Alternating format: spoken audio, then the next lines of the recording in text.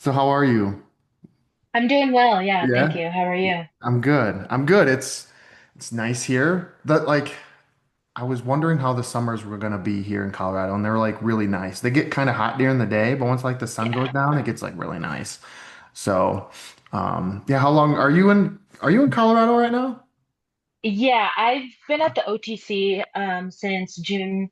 Well, my surgery was in Vail June 1st. And then I started rehab here a couple days later. So I'll be here through the end of July. Okay. And then I'll Why go would back home. why was your surgery in Vail? Just curious.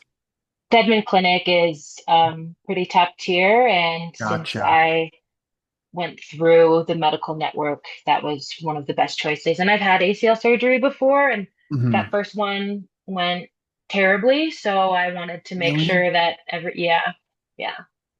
Was there some anxiety then after this time that going into surgery or like the build up beforehand that like oh man, this could happen again or like I don't want to call it PTSD if it wasn't, but you know what I mean? Was there just a bunch of emotions on that? Yeah, I mean, getting injured obviously sucks to begin Yeah. with, and then it being the same injury that, took me 2 years to come back from, I was not looking forward to having to go through that process again because I Yeah. knew how hard it was. But I would say that because of my experience, I've been very vocal and adamant about what I wanted my recovery to look like to make sure that Mhm. it didn't go that way again. And so far, it's been great. So that's part of why I'm at the OTC right now. I wanted to have rehab every single day and just make sure that I'm like someone's looking at my knee and that Mhm. I get through the post-surgery phase pretty smoothly before I transition to care back home. Okay, great, great.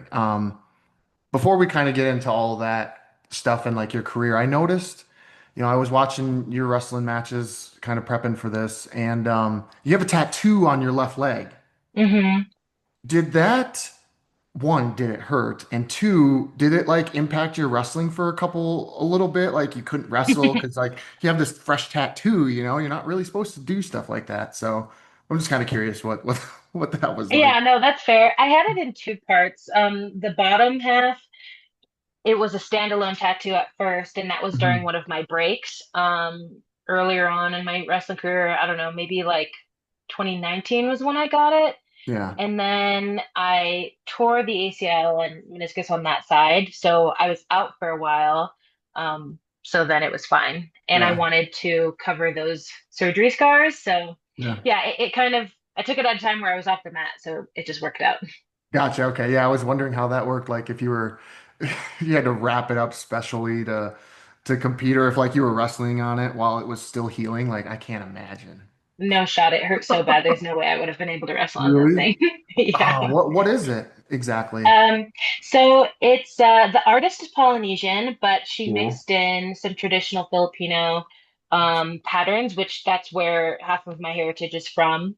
Nice. And so the bottom, if you look closely, is in the shape of a whale shark, and I got that to honor my late grandfather, who also had a whale shark tattoo, and Nice. that's like um, one of the major animals of the Philippines. And then there's also some other patterns throughout that just kind of honor my family's heritage and then also my father who passed away when I was younger. Gotcha. Why is the whale shark like the animal of that heritage? It's just one of them. I mean, that's where you can find them often and you Mhm. can swim with whale sharks in the Philippines. Like that's one of the native lands of the Philippines. You're not going to find whale sharks just anywhere. Right. I don't know about that. Swimming with a whale shark. I don't know. They are I've done it and Really? they're very so that's part of why I love them too is they are these big majestic creatures that are a bit Yeah. intimidating, but they're actually extremely gentle giants and Really? would not hurt you in any way. So I guess it's probably just because it has shark in its name that like it freaks and whale too. I mean, you got a whale, you got a shark, you combine them into a whale shark, you're like, oh right. gosh, like no way. But um, okay, I'll take your word for it. So also I noticed so your father was Alexander and you're Hmm. Alexandria. We have Hmm. somebody here that's at the Air Force Academy. His name is Burke and his daughter's name is Berkeley. And so I was curious, I kind of talked to him about it like, why did you go with Berkeley? And he's like, I didn't really know if I wanted a Burke Jr. So I don't know. Berkeley just sounded kind of cute. And so I'm curious if that was kind of why you're Alexandria, is Hmm. because your father was Alexander. Yeah, I mean, that's totally what his thinking was, but it wasn't planned. My Okay. mom had a different name picked out for me that I think they agreed on, to my understanding, but then she was pretty sick and kind of passed out after giving birth to me, and she woke up and they handed her Alexandria. So he kind of swooped in and made me a Wow. junior. Wow. So what did your mom say? Did she obviously came around to it, but I mean, It was fine. I think, she had other things to be concerned about, and Alexandria isn't the worst name. yeah. No, no, it's not bad. Do you ever go by like Alex, or are you Yeah, like pretty hard set on Alexandria? I go by Alex at this point, but I always introduce myself as Alexandria, and then I've got plenty of family nicknames that are reserved for the family. Yeah. Yeah, it's almost like you got to earn the right to call you Alex, like okay. Once we get cool, then Alex is probably can come out a little bit, I suppose. But Yeah, and I just like to clarify what Alex is short for, because there's lots of sure. people that go by Alex and it means something else. Sure. Like one of my best friends is Alexandra, and I don't Mm, like being called Alexandra because that's not my name. So I correct. just like to be clear from the beginning, but I don't mind going by Alex. Yeah.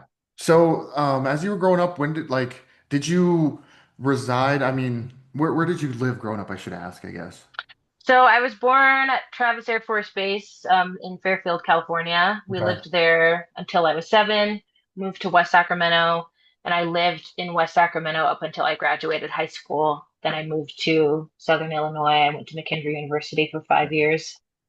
What Yeah, was that like? Was that a little bit of a culture shock going from California to Illinois? 100%. It was a huge culture shock. Nothing like home. Um, I'm glad I did it. I think everybody should move away from home for some Yeah. period of time. Would I live there again? No. But it was an experience, to say the least. Yeah, what was the biggest or couple of the biggest culture shocks when you moved from California to Illinois? Well, for one, it's so flat out there. Yeah. I feel like you just look on and on and on.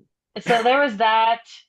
Yeah, it wasn't as pretty, but it had its little pockets. Sure. I would say also where I was, it really wasn't that diverse. And I came from somewhere where there's people from all parts of the world, parts of the US, different Yeah. upbringings, and I kind of found it to be a little bit more, small town. Sure. Sure. Yeah. How did you end up at McKendree in the first place? So I actually met the head coach at the time, Sam, at the California State Tournament my junior year. That's when Okay. I first got exposed to a lot of college coaches. Hmm. And, when I was looking to go off to wrestling college, there were only about 35 schools to choose from, which is obviously not the landscape now. Right.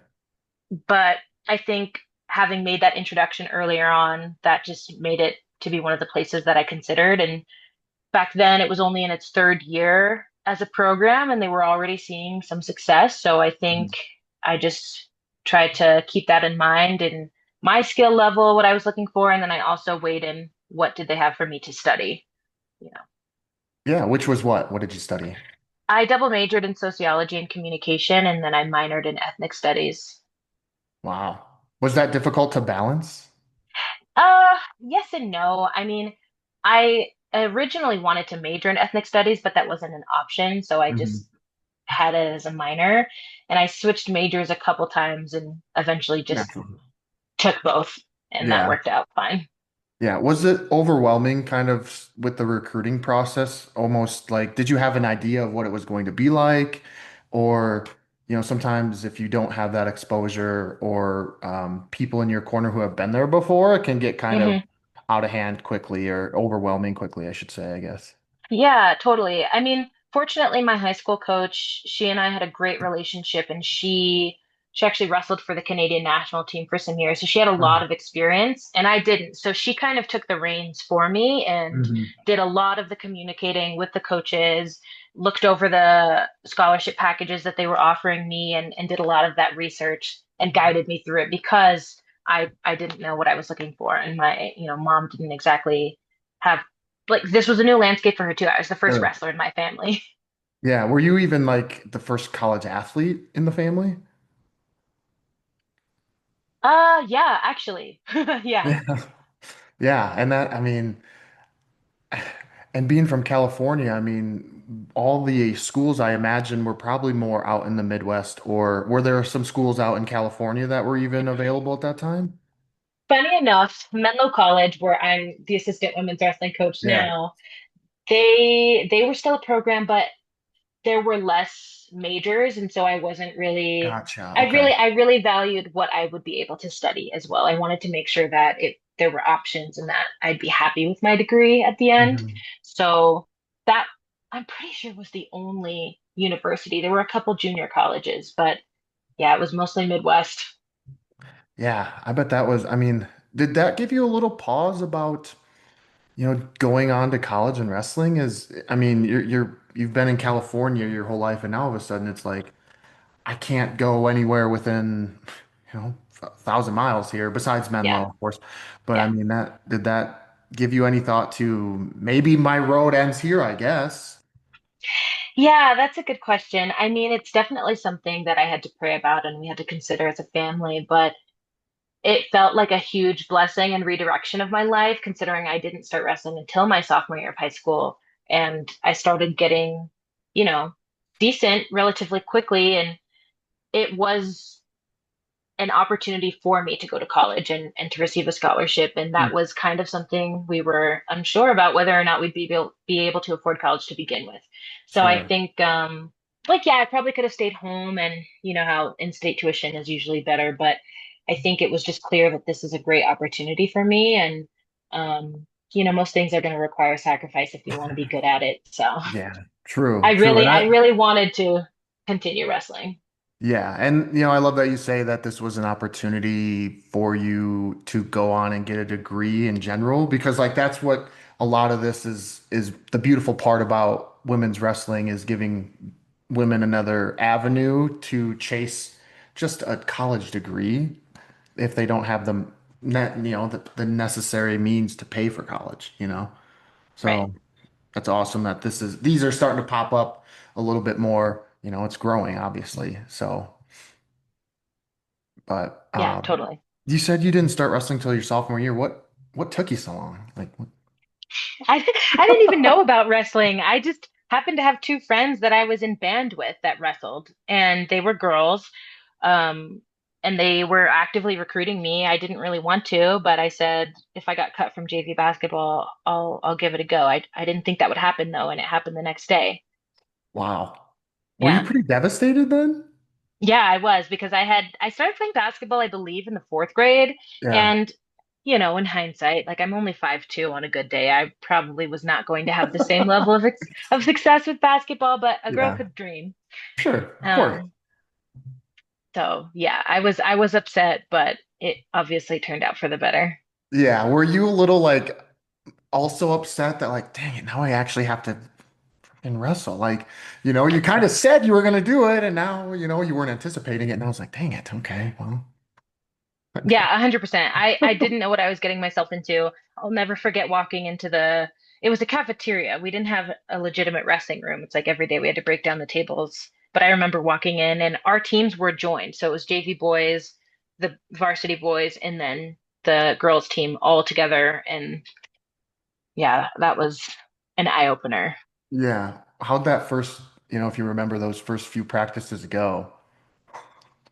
I wanted to quit after the first 2 weeks, but my mom Yeah. wouldn't let me. So Really? Why not? she said that you have to finish things that you start, and I need to at least complete the season. And then, Mhm. if by the end of the season I still don't like it, then I don't have to go back the next year. But at least I would have said I gave it an honest shot. And by the Hmm. end of the season, I loved it. Yeah. Really? When did you start? Do you remember to actually like the sport and like be somewhat decent at it or feel like you understood the wrestling part? Mm, well, they threw me in a competition 2 weeks after I started, so I barely knew the rules. But I ended up taking third place. I won a good Are you amount of serious? matches. Yeah, and so I think that was encouraging, and the Sure. coaches were, I don't know if they were just gassing me up, but they seemed very intrigued by me and what I might be capable of. And um, I think the fact that I was able to win, I don't remember my first season record, but I would say I won as many as I lost, Yeah. like probably 50-50. And then by the end of the season, I barely missed qualifying for state. And I think Wow. that kind of just lit a fire in me and made Hmm. me consider that I could potentially be good at this. Like let's keep trying. Yeah. Were you doing any other sports like growing up, or were you in the band route, or like what were your extracurriculars like as you were growing Yeah, up? so I played basketball up until I got cut. Yeah. I did Muay Thai for a little bit. Okay. Um, let's see, what else did I do? I gave volleyball a try for 2 seasons in middle school. So Hmm. I was pretty active. Yeah. Band was probably the longest standing thing I did. I played the clarinet for 10 years. Hmm. Um, and then I stopped playing after I graduated high school and, was all in for wrestling. And then I also did Yeah. track and field for a little bit. Well, not Okay. track. I did field events. Track and field, it's combined. But you did Muay Thai, so you had a little bit of maybe a little bit of. I mean, yeah. Okay. Not enough to translate over to wrestling. Yeah. When did you do Muay Thai? Like in middle school, there was a gym nearby that my Really? mom would take me to or my grandpa would take me to, and it was just like it was fun. Yeah. I wonder how did they find this and how did they get you into Muay Thai? I'll have to ask her. I don't remember. I think Yeah. because I know we did Taekwondo for a little bit, Oh, okay. and I'm wondering if maybe that's how I ended up. I didn't get very far up. It was like, something to just put your kids in. Yeah. But cool, So, yeah. So you had, like you said, maybe just a tiny bit of exposure to mat wrestling-ish. yeah. So by your junior year then, were you getting pretty invested in the sport? I mean, did you train in the off season too to prepare? Like you said, it lit a fire under you. I'm wondering what progression you had from your sophomore to junior year. Yeah, so I made some jumps. I didn't train all summer, just I think we still didn't really know where I could train and what that would look like. And also, Sure. it was kind of expensive to get like club memberships and stuff like that. So I was able to attend a couple clinics over the Hmm. summer, and then drop into a few practices, but I just kind of lifted weights and tried Yeah. to stay active and wrestled whenever the opportunity presented itself. But I think my junior year was a very formative year because that's when I had a new wrestling coach, the one I was talking about earlier. She Yeah. came from Canada. I had her for 2 years and she was a freestyle coach too. So having a woman coach early on in my career was huge and Yeah. um I got better pretty quickly under her coaching and then I ended up taking second at state that year. Wow. What are the odds like that? I mean, that this particular coach falls into your space. I mean, out of Yeah. all the places, that she could go, somehow she lands right where you are. I mean, I know. I mean, we're still like BFFs to this day. I've gone out to Canada to train with because she's back in Canada now. It was like not even, you can ask her, but it's like it wasn't even her plan either because she was also my French teacher and she oh, wasn't really? planning on coaching wrestling, but the school found out about her past and her accolades and whatnot, and Mm, they yeah. needed a wrestling coach because the previous one had left. So they asked her, but they moved to California for her husband's job. And then it ended up being just this amazing serendipitous crossing of paths that, completely changed both of our lives. Yeah. Wow. And now you said she's back in Canada now, Hmm. still teaching French, I guess, or Still teaching French, still coaching wrestling, still changing kids' lives for the better. yeah, that's awesome. You said you played clarinet. Were you in marching band too, or were you just in band? Um, no, we didn't march, but I was in Okay. drumline. as well. And I guess in Really? that way we marched, but not really, not really. We had a uniform, but we didn't wear the full getup. So it was orchestra. Like we did Okay. concerts. Okay. Gosh, yeah.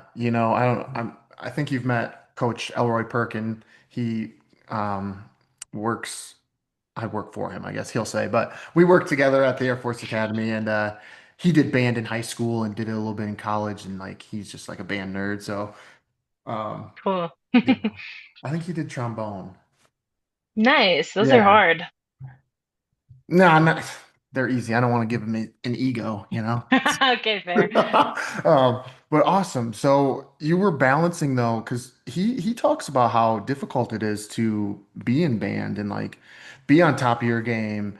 Um, so I'm curious what your experience was trying to balance band and wrestling, because like I said, he makes it seem like that it's not easy. People think band is just you show up and play your instrument. Like, Yeah, no, it just like anything that you want to be highly skilled at, it's going to require effort and yeah, time.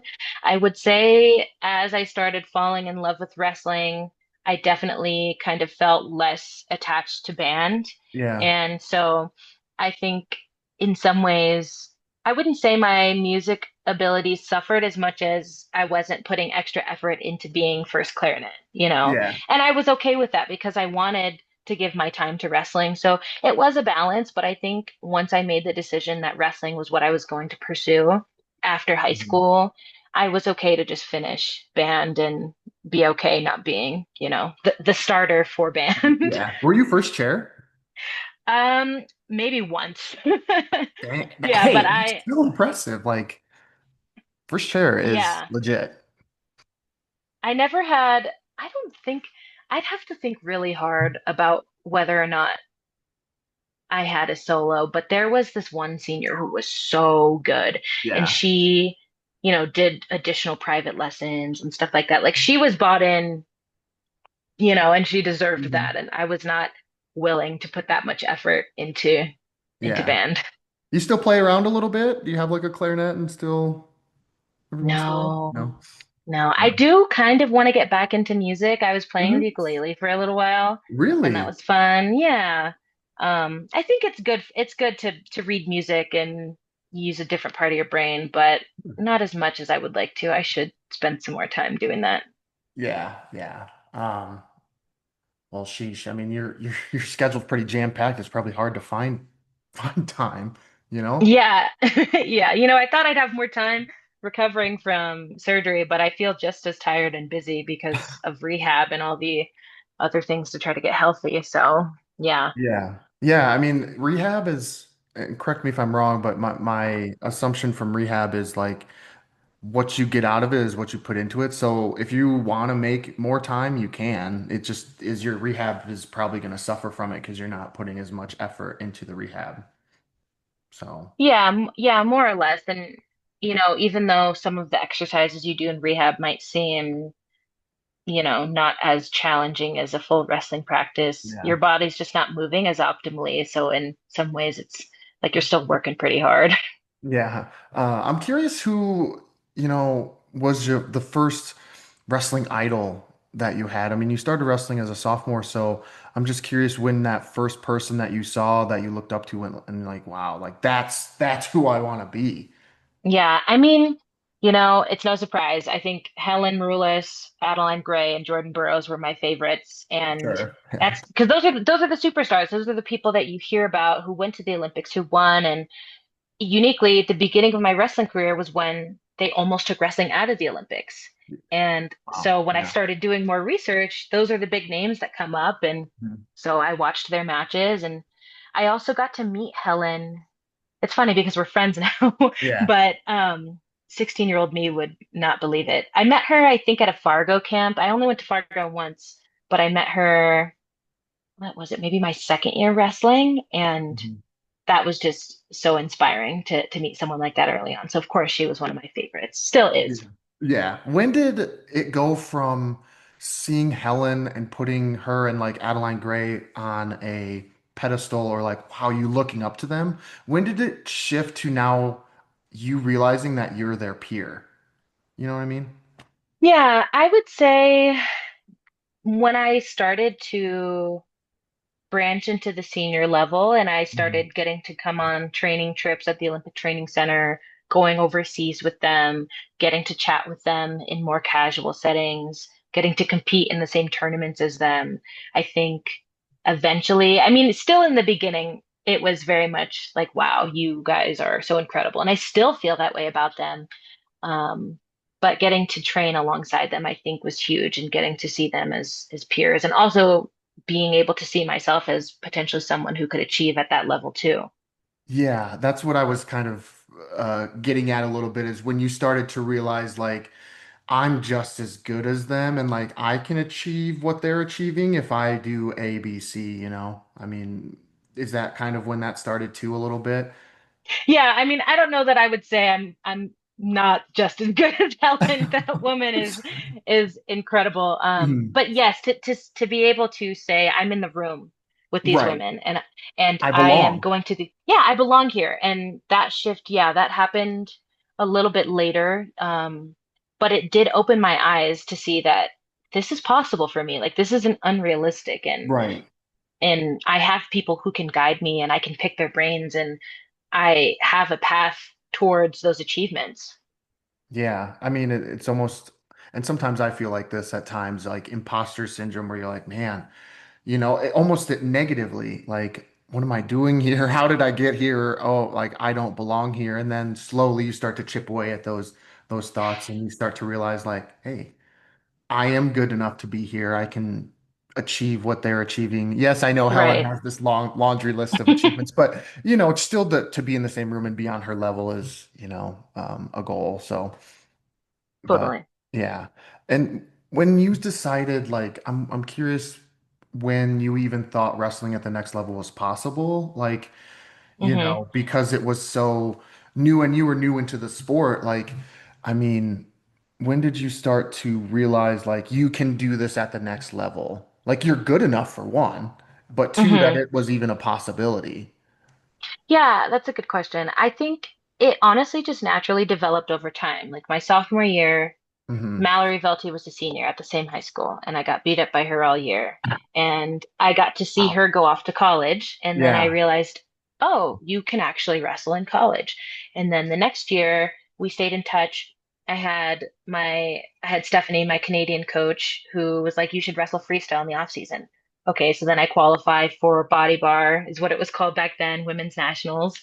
Um, and then going to freestyle state, and then I realized, okay, there's world teams, there's age group world teams. That's cool. Let Hmm. me try and do that. There's this big tournament called Fargo. Let's see if I can go there. So it was just this natural unfolding, and I would get exposed to the next level, and then I wanted Hmm. it, and then I tried Hmm. it, and then I got to college. Okay, I want an All-American. I want to become a national champ. I want to go to the US Open. So I think every time a new opportunity presented itself, I wanted to rise to that. And then Hmm. eventually it became, well, I want to be an Olympic champion. So what do I have to Yeah. do to get there? Isn't that wild? Like, maybe not wild. I don't, because I hate using those terms because it makes it seem like unrealistic, I guess. But just like when, like, sophomore Alexandria Glaudé is now like, oh, I have to go out for wrestling because I got cut from JV basketball, is now all of a sudden looking at wanting to be an Olympic champion. I mean, it's just the progression is inspiring, I guess you could say. Like, I Thank don't know you. what, yeah. Because I was even looking at like your freshman year at McKendree. I have it here. You went 15 and 12, so Hmm. like there were, I guess what I'm saying is there were a lot of stepping stones, I guess, and that was one of them. I thought, I pointed out here specifically was like 15 and 12. Like you were coming off a pretty successful high school career, probably thinking like, okay, college, I can transition a little, I don't want to say easier, but I'm just curious how rough that first year was. I know the record may not have been as pretty as you thought, but maybe you felt Oh, better than what it was, but yeah. that record makes so much sense. I mean, the first year at McKendree was so hard. It felt like my first year wrestling all over again, because something else you have to consider is I barely had any freestyle experience. Yeah. So in my three high school seasons, I maybe did. three or four freestyle tournaments. I hadn't had a full freestyle season, so I barely knew that much. Yeah. And I really didn't have that much experience. But then you put me in a college room full of tons of women, Fargo champs, Fargo placers, age group, cadet, world team members. I had a lot to learn still. Mhm. So it makes sense. And I think it was a huge adjustment as well, being far away from home. I was homesick all the time. Training was harder than high school, that's for sure. I had never been pushed physically like that before. So it was a Mhm. lot to reconcile with. And then we had 6:30 a.m. practices. So it Really? was so hard. I mean, I think the wrestling was hard, but I think when you throw in all the other factors of being away from home, learning how to navigate a college schedule around being a full-time athlete, it was a lot. How did you keep your head above water that first year and not, you know, give up? I mean, at that point, at any point, you could have been like, "Mom, I'm coming home," and I'm sure she would have been like, "Well, maybe not." I mean, she seems kind of a little kind of tough. Like, "Hey, you got to finish it up," but Yeah. like, that you didn't take that first year that was really trying and almost encapsulate it to that's what my experience is going to be like going forward. Yeah, it's gosh, I think there's a few things that kept me going. I think number one, just being my faith and feeling like this was something that God put in my life for a reason. Yeah. And so if this is like, there's always going to be something hard in life, and you just kind of have to choose what your heart's going to be. Yeah. And I don't know that I would have had those words my freshman year, but I knew it just didn't sit right with me to quit. I think also one of the benefits to being a part of a college team is the preset friends and realizing how many people are also away from home and being able to lean on each other in that way. And I think at the end of it all, I just knew, even if it didn't look promising my first year, that I wanted to get to the next level, and not having the season that I would have hoped for. It did the same thing as my sophomore year in high school. I knew I needed to make some changes, and I felt like, okay, I know what to expect now. I'm sure I can make next season better, and I'm going to enjoy my summer break at home. Mhm. So is that what you did? You went home, you enjoyed it, but you kind of reset and went in with like this fresh mindset of now I know what to expect. And I mean, shoot, you became an All-American that next year. But was that something you anticipated after going into that second year, even after the trying year your freshman year was? Yeah, yeah, because I felt like, not that I didn't give it my best effort, Yeah, but I feel like I did my best with what I had. And yeah, then giving myself an honest look back, there were things that I realized I could change. I needed to dial in my diet better. I needed to go to bed on time and wake up at a reasonable time to where I'm ready for practice when I get there, not just roll out of bed 10 minutes before practice, yeah. stuff like that. So yeah, I went home feeling like, man, that kind of sucked, but there's things I can do to hopefully make it suck less. Yeah. And the other thing was you had some success a little bit. Also around that same time, like being an age group national or U23 national champion. So when you were having some success outside of college season and it didn't quite translate into the season, was that like difficult at times? Well, winning U23 nationals didn't come till my third year. So at that point, I was already on a positive trajectory because I think Was it 2017 was when U20? Sorry. I made the junior world team, and then I made the U23 world team. Okay, and that was Um, after you won, you were an All-American. Yes, I think I Okay. All-Americaned. Yeah, I took fifth place at nationals, And and then then the you went, following, yeah, the following year I made the junior team. So I was already starting to see, the benefit to being a little bit more bought in. yeah, okay. So yeah, I guess I'm sorry, I got the timeline mixed up. Let me That's reverse the okay. question and say when you became an All-American, and did that just like all of a sudden catapult you into this other success because like you're realizing what you're getting out of what you're putting in? Yeah, definitely. It was definitely encouraging. I didn't go in with the goal of taking fifth place at nationals, but I Right. did want to get on the podium. And so I think I started to see it's worth it to put in the extra work and was a little bit more willing to try to separate myself and do the extra things to give myself the good, like the best chance. And I also realized like my family's doing so much to sacrifice for me to be out here. Wrestling's already hard enough as it is. I might as well make the most out of my time here because I don't want to look back and have regrets. Yeah. And how was balancing school? I like to ask this question, balancing school along with being a Division One athlete and attempting to be a successful one. I mean, that is always kind of a challenge, or it can be a real challenge for some people who aren't, academically strong.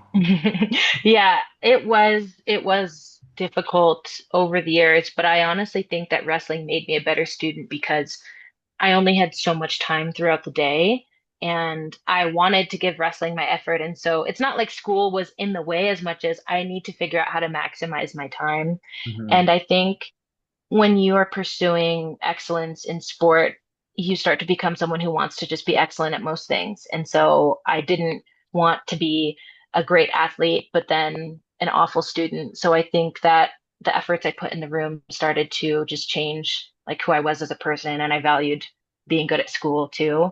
So if anything, I think my social life kind of was the thing that got sacrificed. Yeah, I forget who says this or who said it. But basically it's like when you go to college to be an athlete, you can be good at two of three things. You can have two of three things. You can have your sports, you can have your academics or your social life, but you can't have all three. Yeah. Is pretty much what they say. And I mean, there's some truth. There is a little wiggle room in there, I suppose, to have all three, but one of them at some point is going to have to suffer, and it's up to you to choose which one. 100%. Yeah, I would agree with that wholeheartedly. How was school in the winter when you're not used to it being so cold and like now you have to roll out of bed? I don't know if you had a 7 or 8 a.m. class. I guess you said you had 6:30 workout, so maybe it was a 9 a.m. class, but still, like, I mean, what was that like to roll out of bed, go to practice, and then go to class? Yeah, the mornings were rough. I felt like I got to noon and felt like I had so much day already. And Yeah. then just, going several weeks where the sun is out for a small amount of time. I definitely think that exacerbated the homesickness for sure. Because I'm like, it Yeah. would never feel like this at home. Yeah. When you went to, did you come a little prepared for like an Illinois winter when you first got there, or did you have to like, We we tried, but yeah. I would say it got better over the years. Yeah. So I mean, we sent me off with some snow boots and a parka, but Okay. yeah, Okay. That's good. I was a little afraid you kind of went there, with maybe a sweatshirt or something, thinking, or a coat, but a park and snow boots. Okay. So you were a little prepared. That's good. just a little, yeah. Did you, I've watched it was a documentary or something on like the Fab Five, the Michigan basketball team, and like they had to like borrow coats and stuff because they came from like Texas or something, and they're like, we didn't Mm, realize. So I was curious, like, did that ever happen to you where you're like, man, I need some little extra, and your Midwest teammates were like, here, I got you. Here's some hat and gloves or something like to help you out. that's a good question. I don't remember that exactly as much as realizing we needed extra blankets and stuff like that. Yeah, yeah. Got it. Okay. What was it like then, as we progressed through your career here to winning a national title? I mean, there were some other goals that you probably had, but I'm sure that one was probably at one of the top of the list. I mean, what did that do for you, like just as an athlete, as a wrestler, like that confidence boost to say, like, I can get it done if I put my mind to it? It was very encouraging. It was something that, yeah, like you said, was a huge goal and milestone. It felt very validating, especially because I never won a high school state title. And Hmm. so to win a national title, to be the first in program history, and being able to say that I'm the one who did that, not by Hmm. myself, but it was huge. And I felt like it was not just a testament to my hard work, but to the amount of people who poured into me and believed in me and supported me through that. It felt like a big, in some ways, thank you. Like, Hmm.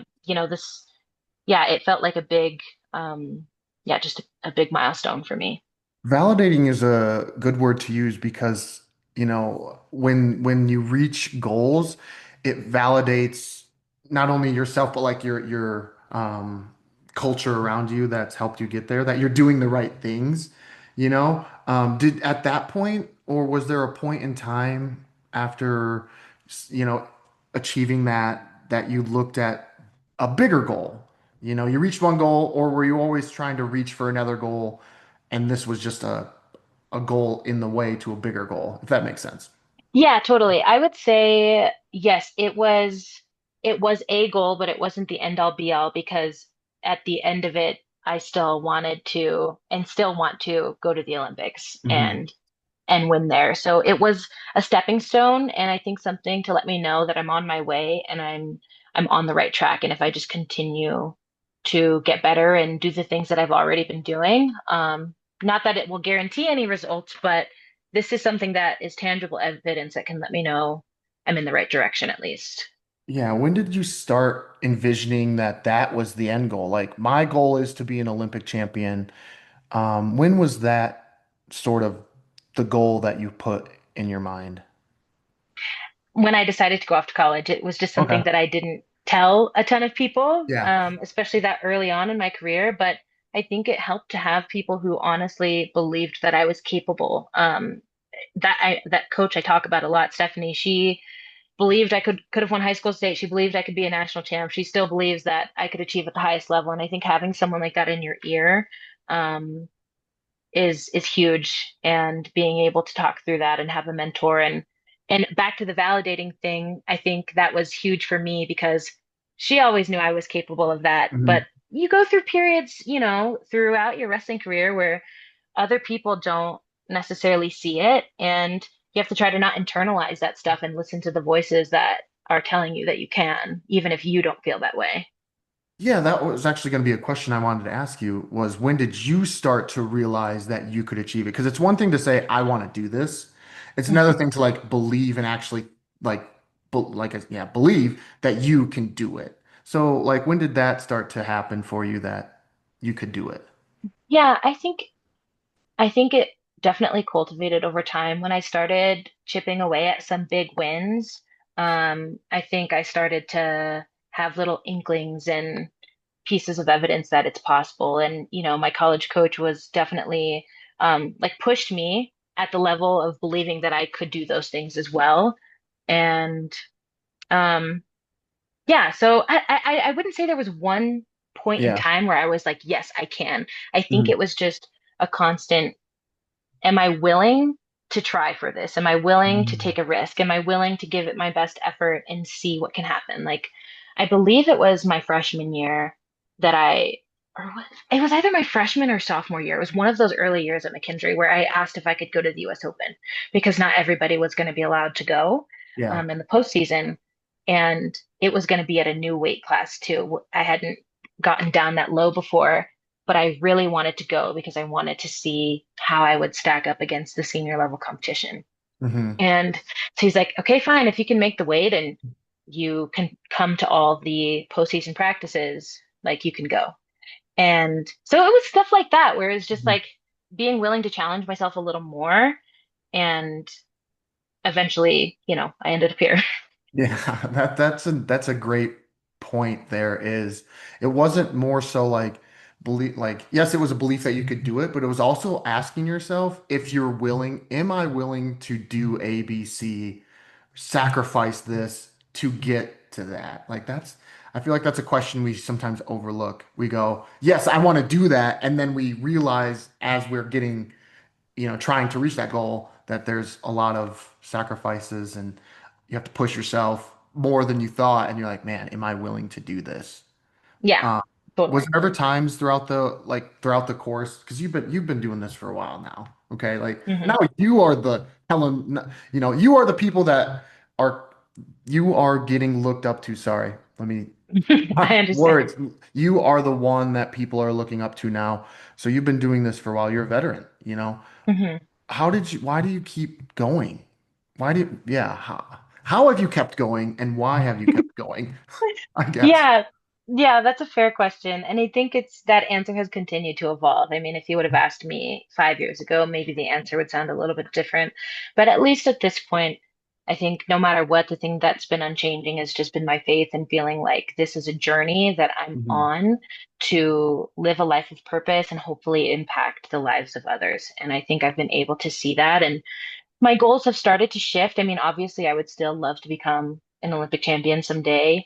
But I've just realized that my journey has been so much bigger than myself. And I think that's part of what's kept me going is being Mhm. able to inspire the younger generation. And I've also just learned so much about myself through this sport, through this process of becoming, the woman that I would have looked up to when I was younger. So I think factoring in all of that has kept me going. And then, not to mention the awesome friendships that I've made, the awesome coaches that I've had along the way, and all the life experience that I've gathered. I just know that I'm not done yet. So, Yeah. Yeah. What kept you going through those dark moments? I mean, you probably are maybe a little bit went through one just a month or so ago, but what mhm, in those dark moments that, if you're a senior level athlete trying to get these big goals and mhm. you're going to have these dark moments, more than likely. I'm not going to say everyone does, but Yeah, so what kept you going, if you had those thoughts about quitting and stepping away and I'm yeah, done. yeah. Yeah, I mean, I've talked about it before, and I know this isn't, for everybody, but for me, I think prayer is huge and just um, recognizing that I have a purpose, everybody does, and that no path in life is going to be without hardship. And so for me, it was just about being willing to grow through those things and have faith that it has a purpose, being willing to surrender the hardship, and also recognizing that you kind of don't really get to have those high points in life without also having those rock bottom moments too. But throughout all of those really dark points, I think there's so much that was revealed to me about myself, and there was so much growth and learning and experience. And every time I've gone through something like that, I've grown in so many ways. And being willing to share that with people, I think it always turns into something beautiful. So I think it goes back to the question of like, what am I willing to sacrifice? What am I willing to endure for the sake of something awesome? Yeah, and like when you say those things like nothing great achieved was ever or nothing achieved that was great didn't come from something that was like after you hit rock bottom, which like it's so true, but I hate it because like I don't want to Yeah, hit rock bottom, I don't want to have the trials and tribulations. I just want the great thing, you know. right. But it's so true. But when what would you say, to somebody right now who's going through a tumultuous time? I mean, they look up to you and they hear you, your voice holds a lot of weight. So I'm just curious, if somebody's listening and is like, man, I don't know what I'm doing. I don't know if I'm doing the right things. I don't know if I'm gonna get to where I want to go. Like, if they have those thoughts, like what would your advice be? Yeah, I'm a big advocate for feeling your feelings, which I know sometimes can be a bit countercultural to the hard, Yeah. brute wrestling culture. Um, but I think when you're going through hard times, it's okay to admit and accept that that's where you're at versus trying to run from it and suppress those feelings. I think when you don't process hardship, it just manifests in other ways. Sometimes it shows up in your wrestling or it shows up in relationships. So I think having an openness and vulnerability to experience what you're going through, I think there's some validation that comes from that. And then um, being willing to just take little steps at a time. Like if you're constantly thinking about the big picture, that can often make you feel small. But if you Mhm. can be willing to just commit to the next small right thing in the positive direction, eventually it'll start to snowball and hopefully you end up on the other side of it. And then two, like don't be afraid to lean into support because the more Yes. you isolate yourself, the heavier things feel, but there are people around who are willing to shoulder those burdens with you. Yeah. Definitely. Amen to that. I mean, it's just sometimes it can be difficult to feel like you don't want to burden, you know. your support group, or you've already talked to him about this, so you don't want to keep coming at him and talking to him about all the things, you want to just be like, you want to manage how much you use your support system, if you will. And instead, Sure. it's like, no, just, you know, come to him, but it's tough. Yeah, I get that. I would also add, I guess, one other thing, if you do find that it's hard to lean into people, is journaling has been a great tool for me. Really? Yeah, I've journaled for a long time now, about competing, not about competing, just having a space where you can physically get out what's inside, I Hmm. think can be very therapeutic. So, can't advocate enough for journaling and just writing it out. Yeah, I want to also ask then, to kind of piggyback off that. What do you do? I know journaling obviously is an answer, but I'm an advocate for also just taking some time for yourself to do something completely different that you like, that you enjoy to do, that isn't wrestling related. Um, because as athletes, and coaches too, like you just get so tunnel visioned, and next thing you know, that's like all you're doing all the time. Mhm. So I'm just curious what you do to just be yourself, take a step back, reset, whatever. Yeah, no, I agree with that totally. I think it's good to tap into other parts of your brain and life experience. Before I got injured, both times I used to roller skate, and that was a lot of fun. Really? Yeah. Now I've been getting pretty big into reading and trying to spend time with people, and even if it is my wrestling friends, just doing things with them that have nothing to do with wrestling. Yeah. Um, I also have found creating content to be very fun for me, Yeah. so kind of pouring myself into that a little bit. Um, yeah, and then just like other little hobbies, I started junk journaling last year. It's kind of like scrapbooking, but I just was with a gonna say bunch of, junk journaling. it's like scrapbooking, but think about the junk that you have in everyday life. Like you go out to eat with friends, you keep the receipt and maybe like one of the wrappers or something cool that you would normally Oh, throw away, and then you okay. paste it in a book, and now you've got these memories. So, yeah. Okay. And then do you journal about like how awesome the food was, or that one of your friends said this and it sounded ridiculous or something? I didn't take it that far, but that's not Okay. a bad idea. Yeah, just, because like if I mean personally me, if I went out and ordered, and I did that and I stamped, in my junk journal, I'd go back and be like, what? I don't. This is from. I guess I went out to eat, but my memory is not that. I wouldn't have that memory recall, I guess you could say. Fair. Um, I want to ask also, like, you've had some really high points to this point. Are there a couple that stand out that are extra special to you, that maybe hold an extra space, a little extra in your heart, or that just when you look back on, like, man, that particular moment was just awesome. It means so much to me. Yeah, there's definitely a few that stick out. U23 World Bronze was huge. I mean, I was losing for 90% of that match, and then put together 25 seconds of scores, and that was a surreal experience to win my first international medal. Yeah. Um, I think competing at the World Championships last year was awesome. I had my coach Sean Gray with me, and we had a lot of fun together. And I used to have a lot of anxiety around competition and felt like I couldn't always step out as my best self. And I felt like even though I didn't get the result I wanted at Worlds, I had so much fun competing and was proud of what I put out. So that's a very special memory of mine, going out in that first match and winning. And, I beat Japan in my second match, which was Mhm. huge. And so I think that overall experience is very special, that my first World Championships, I could compete more or less the way that I wanted to. And honestly, this last US Open was Yeah. was really fun, and I was really proud of the trajectory that I was on in that competition too. So yeah, I mean, finishing my finals match on a torn ACL, I didn't know it was torn at the time, but it's Mhm. pretty cool. Yeah.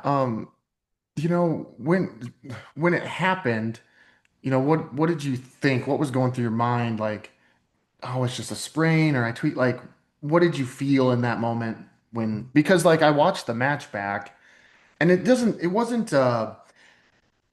a catastrophic like looking injury at the time. Nothing was twisted. It didn't look like she pulled it. Like it was just, I don't know, it just kind of happened. And you're like, oh. So what, I guess at the time, what did you think was going on there? Yeah, there was quite the influx of thoughts. I mean, I heard and felt the pop. It was pretty loud. Really? And so that kind of set my mind racing. And Um, it was just this deep set pain that was aching, and my mind didn't exactly go to ACL as much as this hurts, and I don't know, like I don't know what to do, and it was a little bit chaotic in the moment of trying to get it taped and whatnot. And Hmm. before I had it taped, when I tried to just test it out Yeah. and it gave out again, that's when I Yep. was really like, oh no, I don't know if I can finish this match. And so I was scared. I was re trying not to panic. Hmm. But I remember as the trainer was taping my leg, I looked back at the clock to see how much time is left. And I'm like, oh, I don't know if I can do this. And my coach is right there, like giving me technical advice, but just feeding me so much positivity of like, you can do this. You've done this before. Like, just really giving me an overwhelming amount of positivity and support. And it's not like I got up and was like, I can do this, as much as we just got to try. Like, we just Yeah. got to try. So, and I also was very much aware that in that moment, if I don't win this match, I have to wrestle a whole nother tournament. And Yeah. I don't think I can do that. So, can I put together 90 seconds? Gosh, yeah. I mean, watching that was just like, I mean, obviously I knew the outcome, but even so, like I'm sitting there watching it, like I can't imagine what is going through her mind right now because in reality, when you think 90 seconds, okay, like it's not that bad, right? But like I'm watching you wrestle, I'm like 90 seconds is an eternity. And Hmm. especially when you're wrestling like you are. So I mean, the one question I really had was, how did you, because it's one thing to get hurt beforehand and like know going in that you have to wrestle on this, but it's a whole nother ball game when you get hurt mid-match in the US Open finals and not knowing like what you can do, what you can't do, like how this is going to work out. So how did you just recenter, refocus, whatever, to just gut out 90 seconds of Yeah. wrestling? I mean, at this point, I've gotten fairly good at resetting. It's something that I've trained mentally and physically, and my coach also does a really good job of putting me through hard scenarios. And so I had built up some confidence to that point. Not that I could work through an injury as much as I know that I'm tough and I know that I can wrestle hard for 10 seconds at a time. And I have felt terrible in training and made it Mhm. through.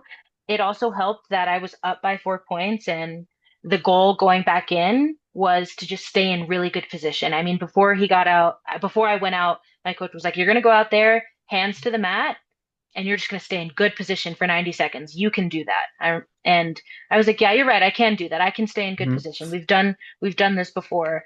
So I think knowing that, drawing from that experience and keeping it simple of I don't have to go out and score any more points. I just need to stay in really good position. That's something I know that I can do. Let's just focus on that. Yeah, I mean, one thing they brought up right away in the broadcast was the height difference. Was Yeah. I mean, was that something that you even thought of? I mean, maybe you get that quite a bit because of what your height is, and maybe a lot of the other women you wrestle are taller, or a lot taller than you, whatever. So like, did you think of it that much at all about how tall A, she was? a little bit. I mean, that's certainly something you have to factor in. Like you said, I'm used to wrestling people who are taller than me, but she was significantly taller than me. Yeah. And usually, I mean, our game plan didn't change that much. It's just if you wrestle someone that tall, then you can't hit a knee on your shots, or you can't stay down, on all fours. So I try to just keep everything standing and neutral and stay in good position, and that usually works out for me. So, Yeah. yeah. I thought one thing that kind of broke the tension a little bit was so Precious put a sweatshirt on, and she was Hmm. kind of pacing back and forth to stay warm. And then you're like, all right, I'm ready to go. And you come to the center. And I think the ref was like, hey, you got a sweatshirt on. So then she had to take her sweater and got a good laugh at it. I wonder, like, did you notice that at all, or were you just like laser focused on? Like I noticed it, yeah. but it wasn't I was concerned about other things. Yeah. It was funny, I guess, from a fan perspective. Like, oh, like it took my mind off a second that like you were about to wrestle through um a torn ACL. Was there any point during that 90 seconds that you thought like, because I know when she got that push out point, you kind of, staggered a little bit to the end. And I'm just curious if at any point you were like, no, I can't do this. Or were you just laser Yeah. focused like you could? It was more just like crap that did not feel good. I need to Yeah. do better at staying in my stance. And then, now the spread is 4-1. And so then I thought to myself, you can't go to your back. Like you absolutely cannot go to your back. You can't get taken down. Um, and that was more of what I was thinking of more Yeah. just not that I can't do this, because at this point I've already committed to finishing the match. And so it was more just you got to stay in better position than that. Yeah. You, when so you win and you were like overcome with emotion.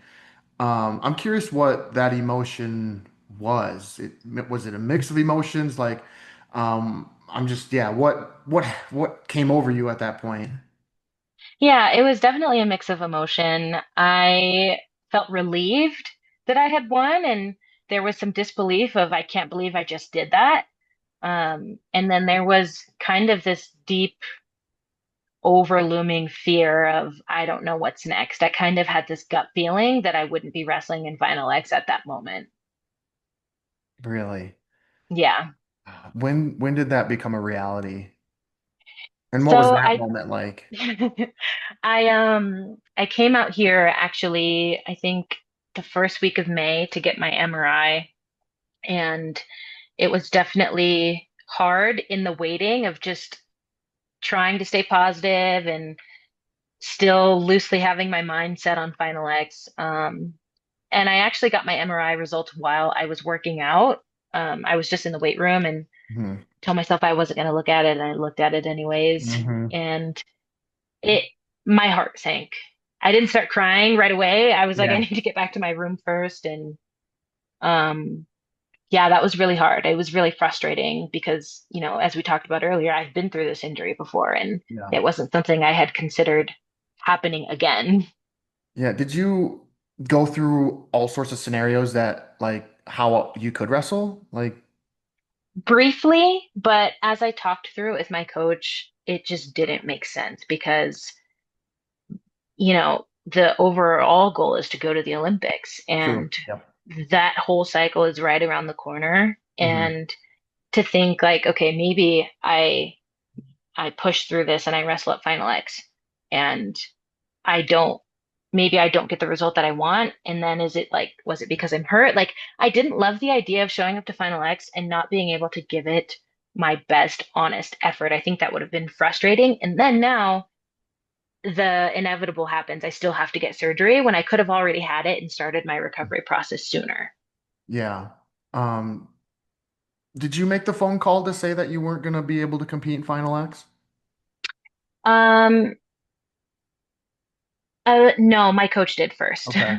Okay. for me. Yeah. Yeah. He was really good about. Eventually, I had to talk to somebody on the phone to Yeah. confirm, but he made the first communication around that because he's just awesome and knew that it was a lot for me. Yeah. Yeah. I can't even imagine, like you're literally 90 seconds away, and this happens. But I'm curious about the support that you got when you came out and said that you weren't going to be, this is what happened. I'm not going to be wrestling. What was that like, the support that you received from the wrestling community and even not just people, just everybody? Yeah, I mean, it was definitely um like heartwarming and very overwhelming, the amount of support and people who reached out and commented and shared and whatnot. And so um I was pretty sad for a while and I didn't even really want to say anything online Yeah. yet, because I just felt like I was processing so much. But um, you know, more or less I try to be vulnerable as it makes sense and let the things that I'm going through be of use to somebody else. And so I think getting that support back was a good reminder to me that it's more than just my accomplishments and just try to let it shed some light. So it was nice to feel so supported in that way, and that I could still have impact even if I'm hurt. Yeah, let's keep this positivity train going. When did you start to realize that like you said, like we talked about earlier, you were looking up to Adeline Gray, Helen Maroulis, Jordan Burroughs. When did it start to sink in, or when did you realize that like you are now being looked up to and people are wanting your autograph, or like people are shocked to see you and like, oh my God, it's Alexandria Glaudé, like, oh, like when did that start to become part of your story in your life? Gosh, I don't know. I think that started to unfold in the past couple years. I mean, maybe 24 Olympic trials was when, I mean, even before that, there would be occasional people who ask for my autograph, but I would say it's been quite the influx in the past couple of years, especially as I've had a stronger presence on social media Yeah. and I'm easily recognizable for the most part. So yeah, I feel like the past 3 years, there's been a lot more, and it's been clear to me that what I'm doing is being watched. Hmm. And that can be scary at times, but it also feels like a huge blessing. And to think that I could do things that I wish I had when I was younger and share about my experience. Because it's not like I've had a perfect record, like I haven't been someone who's made so many world teams and have so many medals, but to be someone that could be relatable in some ways and inspiring, I think is pretty cool. Yeah. Yeah. And I think just like kind of genuine and heartwarming, like when people watch, I'll speak for myself, like when I watch your videos or whatever, see like I see just a person that has a lot of energy. I mean, I think on the broadcast um at the final or at the US Open finals, like they mentioned how you were coming back to the center all smiles. Like that just emotion, that positive energy just feeds into people and they want to surround themselves with people like that. Yeah, yeah, and that's really awesome. I'm grateful that I could be that for some people. Yeah. Why are you smiling in the middle of the match? Like, like, oh, Well, that it's like it's been awesome, but I'm like, wow, what? Jeez, she's smiling mid-match. Yeah, it's something that's developed over time. I mean, part of it came from working with a mindset coach, and as I mentioned earlier, I used to really struggle around competitions, especially getting later into a competition, like important matches. And Yeah. I used to put so much pressure on myself to win, and I've been undoing that in the past couple of years and have found so much freedom in competing and not being attached to results. I think being Yeah. injured also helps a lot with that. And so in training and in competition, I work on resetting, which is where, like, if something good happens, something bad happens, it doesn't matter. I'm always going to reset and stay grounded and present in the moment. And smiling helps me do that. And Mm. it helps bring me back to my why in wrestling. And I want to be someone that exudes joy and is fully present and just living life wholeheartedly. And so even when I don't feel like it, I try to smile anyways. And eventually it kind of tricks your mind into believing that you're actually happy. Yeah. I think you mentioned something there that I think might slip through the cracks here, but you said in good and bad, you try to recenter yourself. I think it's in like the in good is that what people miss. Like when you have a good moment in a match, it's like you still need to recenter yourself and know that like you need to keep going, that like don't take that good and be like, all right, I won or it's over. Like you need to, that was a good moment. I need to recenter and refocus and keep going. Mhm. Not take it like not take your foot off the gas, if you will. Yeah, totally. Yeah, so So, resetting helps a lot with that because I mean, we've seen it. There's plenty of matches that get lost in the last, couple seconds or last minute and from a lack of focus and not being present. So, my coach always says if you try to win easy, you lose hard. So you mm, might as well like wrestle hard and try to win, try to score points. And my coach is huge on trying to score points even if you're winning. Like if you're trying to score points, chances are you're not getting scored on. As long as you're not doing anything reckless. right. So, switching my perspective to just being someone that's present and focusing on the next 10 seconds and wrestling through it all is usually a good thing. Yeah. As we wrap up here, I'd be remiss if I didn't ask about Menlo College. You're going into your second year there. How did that all come about? You know, like you're competing, you're trying to chase these dreams, and all of a sudden it's like, ring, ring. Hey, do you want to come coach now too? Yeah. Yeah, it's pretty awesome how it all developed. I mean, I knew that I wanted to move back to California to continue training. And so Mhm. I was in conversation with Lori and Chris Ayers over at Stanford and the California Regional Training Center. Um, and, Lori's pretty tapped in to everybody, all things wrestling, even not wrestling. And Yes. Yeah, she's um, awesome. yeah, so it's great. She got me plugged in. We were thinking about who I'd be able to train with, and eventually that led to me having a conversation with Coach Ayala at Menlo, and it turned into, well, what about a coaching role? Hmm. And after we talked about it and what the landscape might look like, kind of realized this is a great opportunity and let's give it an honest shot. And I'm really grateful because I love those women. They make me so Hmm. much better, and being able to coach and compete alongside them is really rewarding. When he said to you, "Hey, there might let's talk about a coaching position," I'm wondering what your first response was. Were you like, "What? No, what? What are you talking about? Can I do both?" Like, I don't know, because you're just trying to go and like, "Hey, can I work out somewhere? Where can I get some partners?" And all of a sudden, he's like, "Hey, you want to coach too?" And Yeah, to be honest, my first initial, and he would say this too, my first response was, I don't know. I'm a competitor. right. My goal, my career is kind of my number one priority right now. And I think his willingness to be flexible and us have a conversation about what it could look like and how it could be mutually beneficial. That kind of opened my eyes and kind of softened me a little bit to be willing Hmm. to at least hear what it could look like. And Menlo and Stanford are 10 minutes away from each other. So just keeping that in perspective. Yeah. And, Okay. um, if I was going to be training with these women, can I also give back to them as well? And if I'm spending time with them, is it going to be that much more for me to help coach them? So, yeah, I think it took some conversations and willingness to be adaptable on both ends. And Mhm. eventually we landed on something that works. And um, just both of us are prioritizing good communication with each other. And so it's been good. Yeah. And lastly, I just want to ask you about Sean Gray because you've said you've been with him for a while and I know he means a lot to you. So I just wanted to also just get your thoughts and what he's meant to you and maybe how it even started and then, how it's kind of turned flourished from there.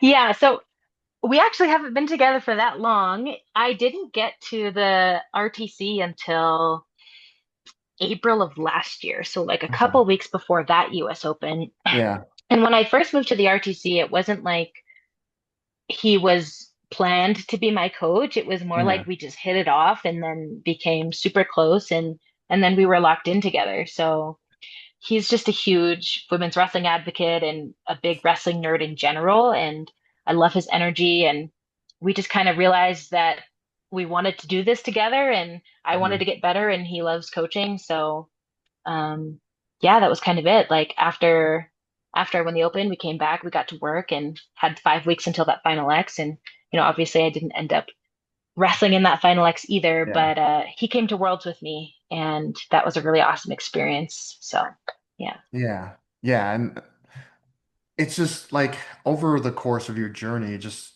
seems like if you are a believer, and you believe in a higher power and that's Jesus Christ, like it seems like he has plopped people in your life at certain times Yes. when you probably least expected it, but he knew why he was doing it, but you didn't know maybe at the time, and all of a sudden you're like, in hindsight, you're like, wow, okay, okay, I see you, 100%. I mean, Gray is this just wild guy from Jersey who just happens to be in California right now, where I moved back. And there's no way other than, God putting these people in my life. And I'm so grateful because, like you said, he just means so much to me. And um, we've made so much progress together in a short amount of time. I mean, his energy is just infectious, and um, just loves getting to work and keeps wrestling fun too. Like we have so much fun in that room, and his number one goal is for his athletes to do cool stuff. Like we all just